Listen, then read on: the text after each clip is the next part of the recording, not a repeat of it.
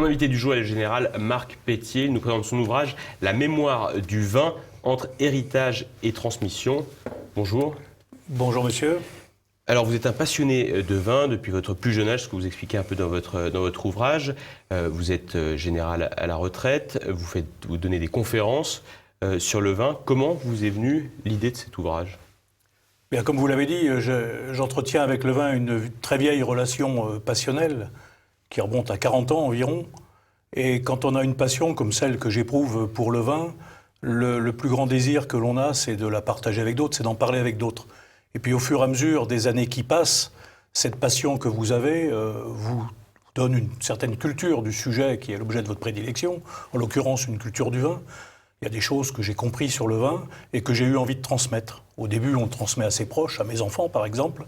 Ensuite, très vite, j'ai eu le désir de transmettre ça à un public plus large, à travers notamment des conférences, des exposés, des soirées autour de thèmes sur le vin. Et puis l'aboutissement normal a été l'écriture. J'avais pris déjà il y a une quinzaine d'années l'habitude, quand je développais un thème, d'écrire sur ce thème et d'envoyer cela à ceux qui participaient à mes soirées. Et ceux qui participaient à mes soirées, certains d'entre eux, en tous les cas, m'avaient, depuis très longtemps, depuis quelques années, me poussaient à publier ce que j'avais écrit. Et donc je me suis servi de ce que j'avais écrit pour en tirer un livre. Et c'est vraiment, d'ailleurs le titre s'y réfère, c'est vraiment le désir de transmettre. Et je crois qu'il n'y a pas de plus belle transmission que par un livre, parce qu'un livre, c'est quelque chose qui reste. Alors, votre ouvrage est décomposé en 3 parties. Une partie plus historique, ensuite une partie qui traite du vocabulaire, ou en tout cas des notions du vin, et une troisième partie liée plus à l'imaginaire, donc c'est le vin comme outil social, etc. Dans la première partie, vous évoquez l'histoire du vin. Selon vous, quand commence l'histoire du vin ? Alors, je vais répondre à votre question. J'apporte une petite précision. Effectivement, il y a 3 parties. La première est historique, c'est le vin porteur d'une mémoire, la mémoire du temps, la mémoire de l'histoire. Et la deuxième partie, c'est un peu plus complexe que ce que vous avez dit, je développe la notion de terroir. La terroir, à la fois aussi sur l'histoire le terroir et les hommes qui travaillent sur ce terroir. Parce que le vin que nous buvons aujourd'hui porte aussi cette mémoire, la mémoire du lieu, à travers un interprète qui est un vigneron. Et donc, pour revenir à votre question sur l'histoire, vous me demandez quelles sont les origines du vin ? Les origines du vin. Oui. Alors, les origines du vin, du premier vin, personne ne peut le dire. On peut juste imaginer. C'est ce que je fais dans les premières pages de mon ouvrage. L'homme, à l'époque, nous sommes au Paléolithique. L'homme est un chasseur, cueilleur. Il doit se déplacer pour survivre. Donc, il se nourrit avec ce qui lui tombe sous la main, dont des fruits. Et ces fruits, il en fait provision. Et on peut imaginer qu'il a pris le goût du raisin, que ce raisin, il le récoltait en nombre, il entreposait ça dans sa grotte, dans une cavité ou je ne sais quoi, avec la pression du jus s'écoule des grappes, fermente naturellement. On imagine l'homme préhistorique regardant ce bouillonnement un peu interloqué, et puis finalement quand il goûte ce jus, très différent du jus de raisin initial, il y prend goût, il y prend d'autant plus goût que ce breuvage le rend plutôt joyeux et gai. C'est la découverte de l'ivresse. Donc comment cela s'est-il fait ? On peut juste l'imaginer.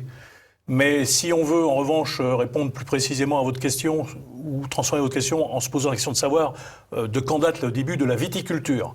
C'est-à-dire là c'est différent, c'est-à-dire l'homme maîtrise la culture de la vigne, et maîtrise la vinification et la conservation du vin. Alors ça, on a maintenant une idée assez précise du lieu et du moment, par toutes les recherches, notamment archéologiques. Et la viticulture est née il y a 8000 ans, 6000 ans avant notre ère, dans le Caucase, dans ce qui est aujourd'hui la Géorgie et l'Arménie. Et ce qui est amusant, je ne sais pas si c'est le terme, c'est que finalement, la science aujourd'hui rejoint la Bible, puisque la Géorgie, l'Arménie, on n'est pas loin du mont Ararat, où Noé a échoué sa sa barque, il y a environ 8000 ans. Et s'il y avait vous évoquez plusieurs civilisations qui ont un rapport avec le vin, l'Égypte, la Grèce, l'Italie, si vous deviez choisir une civilisation qui est vraiment à l'origine du vin, tel qu'on le connaît, pas tel qu'on le connaît aujourd'hui, mais du développement du vin. Alors je crois que si on veut répondre aux questions, il faut rendre à chaque civilisation le mérite qui lui revient. Je comprends bien le sens de votre question. Ce que je vais dire, ça va être un peu injuste, parce que les premières civilisations, Sumer, et notamment l'Égypte. Et l'Égypte a vraiment maîtrisé la culture de la vigne et l'élaboration du vin de façon tout à fait remarquable. Mais pour répondre à votre question, je dirais que c'est la Grèce. D'abord parce que la Grèce a porté très loin la maîtrise de la technique. Et puis la Grèce, surtout, elle a eu un grand mérite, c'est qu'elle a diffusé la culture de la vigne et du vin à travers le bassin méditerranéen, notamment dans sa partie septentrionale. Parce que la partie méridionale, ce sont les Phéniciens. Donc c'est compliqué de répondre à votre question, mais je crois que la Grèce, qui est la mère, notre mère à tous, je dirais la Grèce. Sur l'histoire plus récente du vin, on va faire un grand bond en avant. Vous évoquez la question du phylloxéra. Il y a beaucoup de gens qui ne savent pas ce que c'est, et pourtant c'est un tournant dans l'histoire du vin moderne. Tout à fait. Alors, quand on regarde l'histoire du vin, c'est 8000 ans, il y a des dates clés. Bon, je vais pas y revenir, mais il y en a notamment une à partir de laquelle va naître la viticulture moderne. Et c'est cette catastrophe du phylloxéra. Nous sommes au milieu du 19e siècle, dans les années 1860-1863, à une période où la vigne, notamment en France, est extrêmement florissante. Nous sommes dans la période de l'industrialisation. Le vignoble se répand en France de façon conséquente. Il y a des marchés pour ça. Ça fonctionne très bien. C'est l'euphorie. Et puis la catastrophe arrive avec ce puceron qui vient des États-Unis. En fait, ce sont des vignerons du sud de la France qui ont voulu adapter des espèces américaines, donc différentes de la Vitis vinifera, l'espèce européenne, voir ce que ça donnait sur nos terroirs. Et cette vigne était porteuse de ce fléau qu'on appelle le phylloxéra, qui est un insecte. L'insecte fait du mal aux feuilles, mais surtout il est dangereux dans sa forme de larve. Il vit sur les racines, qu'il pique, il suce la sève, et en 1 an, 2 ans, 3 ans maximum, la vigne meurt. Et contre ce phylloxéra, sous sa forme de larve, on n'a strictement aucun remède, aujourd'hui encore. Donc on imagine, ça a été la catastrophe, parce que ça s'est répandu à une vitesse grand V. Et donc ça a été le dépérissement de toute la vigne française, européenne. Et donc on a cherché à comprendre, d'abord on a mis le temps avant de comprendre quelle était l'origine, et quand on a compris, on a cherché à lutter contre cet insecte, en inondant par exemple les vignes, en y plaçant des produits chimiques pour tuer le phylloxéra, et rien n'a été efficace. Le premier remède qu'on a trouvé, c'était de croiser des espèces américaines, parce qu'elles étaient étonnamment insensibles au phylloxéra. C'est le côté ligneux de leurs racines qui fait que le puceron ne les atteint pas. On a croisé ces espèces avec des espèces européennes, ça donne des cépages hybrides. Et ces cépages hybrides produisaient des raisins médiocres. Donc ça a sauvé, mais avec une production qui était de qualité très moindre. Et donc la solution qui a été pérenne et qui est encore celle que nous utilisons aujourd'hui, ça a été de greffer les espèces européennes sur des racines américaines. Et aujourd'hui, 99,9% du vignoble français et du vignoble dans le monde est un vignoble greffé. Voilà. Vous revenez aussi sur pas mal de notions qui Alors ça, oui, si je reprends, parce que ça a des conséquences. On pourrait dire, bah oui, et alors, on repart comme avant. Eh bien, pas du tout. Ça a des conséquences, d'abord parce que le pied américain filtre, c'est plus exactement la même chose. Et puis après, ça a fait qu'on a éliminé un très grand nombre de cépages autochtones, de cépages indigènes, qu'on a perdu de vue parce que on estimait qu'ils étaient trop sensibles à la maladie, qu'ils n'étaient pas assez rentables économiquement, etc. Et donc ça a resserré le nombre de cépages, ce qui est dommage.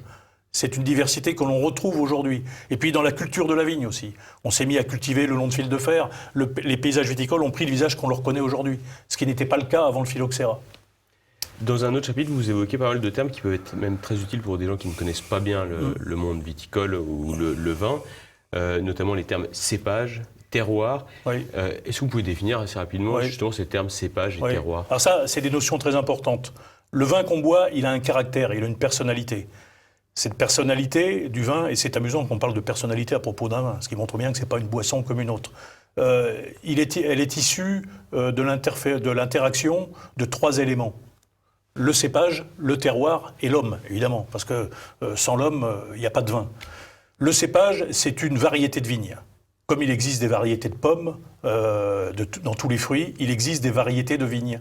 D'abord, on les différencie par leur couleur, et puis par leur teneur en tanin, leurs arômes. Bref, alors il y a des variétés bien connues, Chardonnay, Pinot Noir, Syrah, Gewürztraminer, etc. Ça, c'est le cépage. Le cépage, c'est le fruit. Ce fruit, ça va être simplement qu'un instrument pour traduire le caractère du terroir. Parce que ce qui est important dans la tradition latine et la tradition française, le vin ne porte pas le nom du cépage. Il porte le nom du lieu où il est né. Ce qui prouve bien que dans notre tradition, ce qui donne au vin d'abord son caractère, c'est le lieu. Et donc, le vigneron va transmettre l'esprit, la nature, le caractère, l'atmosphère, les odeurs, les arômes de ce lieu à travers un ou l'assemblage de plusieurs cépages, adaptés à un type de terroir. Alors le terroir, c'est une notion extrêmement complexe. Et sur la notion de grand vin, vous parlez de grand vin, oui. C'est quoi un grand vin? Alors, un grand vin, d'abord, ça n'est qu'une formule, ça n'est pas une formule légale. Et je donnais un jour je faisais un exposé sur le vin au Maroc à des attachés de défense.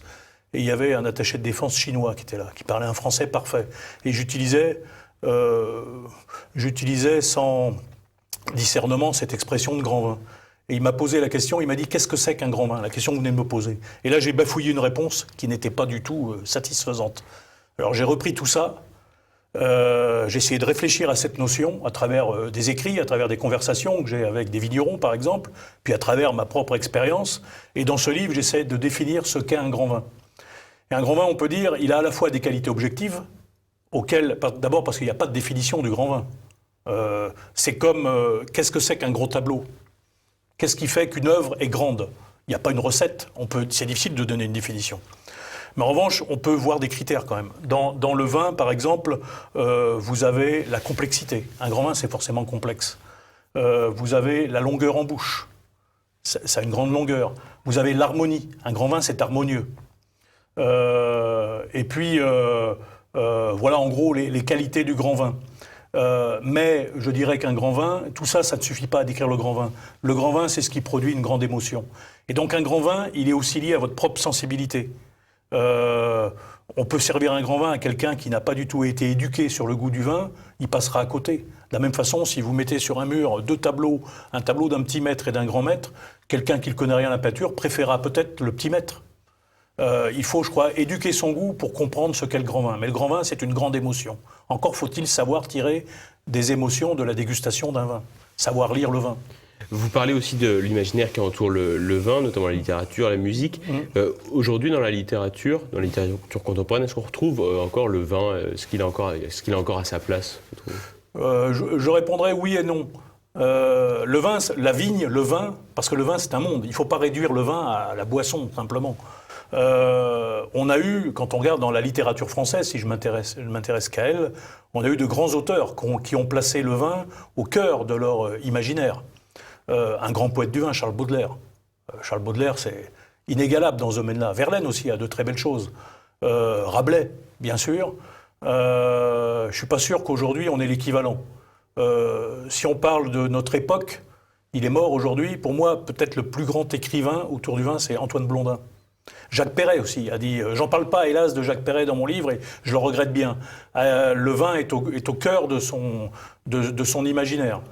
Donc ça existe encore. Et puis surtout, à côté de ces auteurs littéraires purs, vous avez toute une littérature du vin qui n'est pas une littérature technique, mais qui vous donne à appréhender le vin dans sa dimension historique, même poétique. Je pense par exemple à un auteur comme Jean-Robert Pitt. Jean-Robert Pitt, qui a été doyen de la Sorbonne, qui est un grand géographe, il est membre de l'Institut, qui est un grand connaisseur. Il écrit des choses sur le vin qui sont tout à fait intéressantes et qui ont une valeur littéraire. Je pense à un auteur aussi, vous connaissez peut-être, comme Sébastien Lapaque. Sébastien Lapaque écrit de très belles choses aussi sur l'imaginaire du vin. Donc effectivement, ça reste encore aujourd'hui une source d'inspiration. Alors votre livre n'est pas du tout alarmiste ou négatif ou quoi que ce soit, mais vous donnez quand même un petit bémol. Vous évoquez les associations et les ligues de vertu, c'est le terme que je donne moi, qui vont contre le vin. Est-ce qu'il y a vraiment un risque, est-ce qu'il y a un péril, est-ce qu'il y a un risque de marginalisation du vin ou de discrimination, puisque c'est un mot à la mode, à l'égard du vin et des buveurs de vin? Il y a certainement un risque. Ces gens-là qui dénoncent la consommation du vin, qui la diabolisent, qui sont incapables de voir dans le vin sa dimension culturelle, sont espèces d'ayatollahs, sont des experts, qui veulent faire le bonheur, notre bonheur, contre notre propre volonté. Et par la loi. La loi Evin a été un début, mais ils veulent porter ça encore plus loin. Ces gens-là, je vais employer un mot qui est peut-être pas très correct, mais infestent par exemple le ministère de la Santé. Et n'ont de cesse que d'essayer de légiférer contre le vin. Ils ont essayé d'interdire que l'on parle du vin sur Internet, en essayant d'appliquer au vin la loi qui était appliquée aux sites pédophiles et néo-nazis. C'est quand même ahurissant. Et ça a été à 2 doigts de passer à l'Assemblée. Il y a eu une levée de bouclier, une réaction, heureusement, qui fait que cette loi n'est pas passée. Donc on a des vrais lobbies contre le vin. Et ce qui est amusant, c'est que ces gens-là ne cessent de dénoncer le lobby du vin. Alors on en a eu un exemple tout à fait récent, avec une déclaration, pour le coup, qui était que moi j'ai approuvée. On peut soutenir ou pas ce gouvernement actuel, mais l'actuel ministre de l'Agriculture, sur une radio, a défendu la position selon laquelle le vin devait être traité de façon particulière, parce que c'était d'abord et avant tout une expression culturelle, ce que les Italiens et les Espagnols ont admis depuis longtemps. Et cette simple affirmation de bon sens, qui est une évidence, de ce ministre de l'Agriculture, a provoqué une tempête médiatique. Un certain nombre de journalistes se sont opposés à lui, et puis alors surtout au ministère de la Santé, ça a été la levée de bouclier, en dénonçant les propos condamnables de ce ministre de l'Agriculture. Alors je crois qu'il faut toujours veiller à cela, mais ce qui nous sauve finalement, c'est le bon sens, et puis c'est l'attachement viscéral des Français à leur histoire, à leur culture, au vin. Et notamment, aujourd'hui, par les jeunes, on voit dans les écoles, grandes écoles, mais même dans les écoles en général, notamment tout ce qui suit le bac, il est courant qu'il y ait des clubs de dégustation. Il y a un intérêt véritable de la jeunesse aujourd'hui pour le vin, parce qu'elle sait que c'est bon, mais surtout elle sait que c'est quelque chose qui la relie à un passé, et que ça fait partie de nous. La féminisation aussi, la féminisation du monde, on peut en dire beaucoup de choses. Moi, je m'en réjouis parce que le monde du vin est un monde qui se féminise pour son plus grand bien. On voit un tiers des vignerons sont des vigneronnes aujourd'hui. Et c'est une bonne chose. Et puis cette jeune génération qui a entre 30 et 40 ans, c'est une génération formidable, d'un dynamisme incroyable, qui retrouve toute une histoire, qui redécouvre la réalité de leur terroir et qui font des vins comme on n'en a jamais fait. Notamment en passant par le bio. Notamment passant par le bio, c'est vrai. Alors sur le bio, ça mériterait toute une émission. Le bio, la biodynamie, qui est le bio poussé encore plus loin. On peut dire beaucoup de choses là-dessus. Moi, ce que je vois, quand je présente des vins dans le cadre de mes soirées, je choisis selon les thèmes. Donc, je présente des vins venant d'une appellation, d'un terroir particulier, et je recherche sur ce terroir, cette appellation, ce que l'on fait de mieux. Ou je cherche des vins qui sont produits par l'élite des vignerons qui appartiennent à cette appellation. Et en faisant le bilan, finalement, je me rends compte que les 2 tiers des vins que je présente sont des vins issus de l'agriculture biologique ou biodynamique. Donc ça a un sens. Après, on entend tout et son contraire. Le monde du vin, c'est un monde contradictoire. Il ne faut pas avoir une vue trop manichéenne. Mais ce que je peux dire, c'est qu'un vigneron qui travaille en bio, qui travaille réellement en bio, qui ne fait pas semblant, qui s'impose vraiment lui-même ses contraintes, et en biodynamie, ça va encore plus loin, c'est quelqu'un qui a une grande exigence vis-à-vis de lui-même et vis-à-vis de ce qu'il fait. Et un grand amour de son métier. Et ça se retrouve dans les vins. Une dernière question plus personnelle.